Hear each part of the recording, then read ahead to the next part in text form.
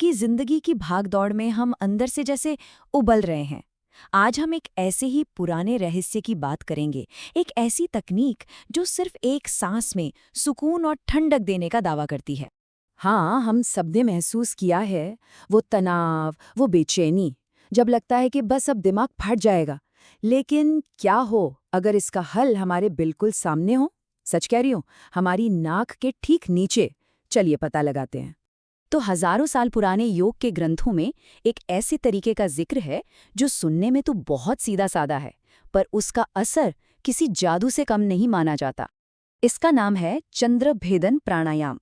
अब देखिए, चंद्र मतलब चंद्रमा, जो ठंडक और शांति का प्रतीक है, और भेदन का मतलब है किसी चीज को भेदना या जगाना। तो मतलब हुआ चंद्रमा की ऊर्जा को जगाना।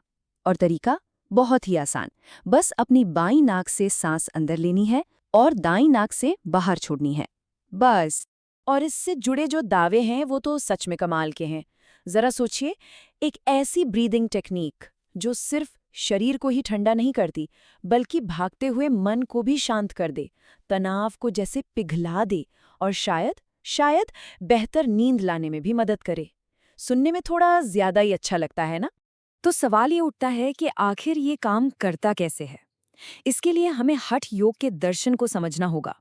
ये फिलॉसफी हमारे शरीर को सिर्फ हड्डियों और मांस का ढांचा नहीं, बल्कि एक एक एनर्जी का नेटवर्क मानती है। इस योगिक फिलॉसफी के मुताबिक हमारे शरीर में ऊर्जा के दो मुख्य रास्ते हैं, जिन्हें नाड़ी कहते हैं। बाईं तरफ है इड़ा नाड़ी, यानी चंद्रमा की ऊर्जा, जो ठंडी है, शांत है, और दाईं तरफ है पिंगला नाड़ी, यानी सूर्य की ऊर्जा, जो गर्म है, एक्टिव है और हमें एनर्जी देती है। तो पूरा आइडिया ये है, चंद्र भेदन का मकसद ही यही है कि हम जानबूझकर शरीर के इस कूलिंग सिस्टम को, यानी इड़ा नाड़ी को एक्टिवेट करें। बाईं नाक से सांस लेकर हम इसी ठंडी, शांत ऊर्जा को जगाते हैं, ताकि शरीर और मन में एक ठहराव आए, एक सुकून आए। वाह, सुनने में कितना सही और मुकम्मल लगता है ना? सदियों पुराना ज्ञान, एक साफ सुथरी फिलॉसफी। लेकिन तब क्या होता है जब इस पुराने नक्शे पर मॉडर्न साइंस की टॉर्च चलाई जाती है? यहीं से कहानी में एक बहुत ही दिलचस्प मोड़ आता है। तो हुआ ये कि रिसर्चर्स ने सोचा, चलो इन पुराने दावों को टेस्ट करके देखते हैं। उन्हें पूरी उम्मीद थी कि शरीर का तापमान कम होता हुआ दिखेगा, लेकिन उन्हें जो मिला उसने सबको हैरान कर दिया। बिल्कुल उम्मीद के उलट था। जैसे 2020 की एक स्टडी में जब इस तरह की कूलिंग ब्रीदिंग टेक्निक्स को परखा गया तो नतीजे चौंकाने वाले थे। प्रैक्टिस के दौरान शरीर का तापमान कम होने के बजाय असल में बढ़ गया। ऑक्सीजन की खपत बढ़ी, एनर्जी का इस्तेमाल बढ़ा। ये सारे संकेत तो इस तरफ इशारा कर रहे थे कि शरीर ठंडा नहीं बल्कि गर्म हो रहा है। अब ये तो बहुत बड़ा सवाल खड़ा करता है, तो क्या क्या हजारों साल का ये प्राचीन ज्ञान गलत था? अगर इस तकनीक से शरीर गर्म होता है, तो फिर इतने सालों से योगी इसे ठंडा करने वाला क्यों कहते आ रहे हैं? क्या वो सब एक बड़ी गलतफहमी का शिकार थे? नहीं, इसका जवाब है नहीं। वो गलत नहीं थे, बस शायद हम और वो ठंडक या कूलिंग शब्द का मतलब अलग-अलग समझ रहे हैं। हमें इस शब्द को एक नए नजरिए से देखने की जरूरत है। और यहीं पर आके पूरी गुत्थी सुलझती है। ये जो कूलिंग इफेक्ट है, वो थर्मामीटर वाले तापमान के बारे में है ही नहीं। ये हमारे नर्वस सिस्टम को, हमारे तंत्रिका तंत्र को शांत करने के बारे में है। ऐसा लगता है जैसे पुराने योगी और आज के साइंटिस्ट दोनों एक ही चीज के बारे में दो अलग-अलग भाषाएं बोल रहे थे। योगियों के लिए ठंडा का मतलब मन की शांति था, शरीर का तापमान नहीं। तो होता क्या है, जब हम बाईं नाक से सांस लेते हैं तो ये एक तरह की चेन रिएक्शन शुरू करता है।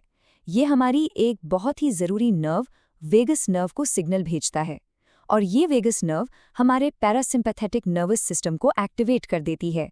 आसान भाषा में कहें तो ये हमारे शरीर के अंदर लगे रिलैक्स वाले बटन को ऑन कर देती है। शरीर रेस्ट और डाइजेस्ट मोड में चला जाता है। तो ये है असली कूलिंग इफेक्ट। ये थर्मोमीटर पर नहीं दिखता, ये दिखता है हमारे शरीर में स्ट्रेस हार्मोन कॉर्टिसोल के घटते लेवल में, हमारी धीमी होती दिल की धड़कन में, कम होते ब्लड प्रेशर में, और तो और ये हमारे दिमाग में अल्फा ब्रेन वेव्स को भी बढ़ाता है, जो शांत और फोकस्ड स्टेट से जुड़ी होती हैं। यही वो असर था जिसे पुराने योगी महसूस करते थे।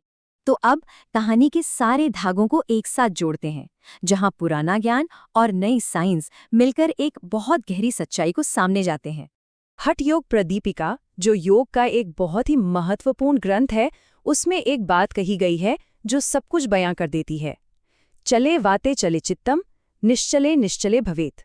इसका मतलब है, जब सांस चलायमान होती है तो मन भी चंचल होता है, और जब सांस स्थिर हो जाती है तो मन भी स्थिर हो जाता है।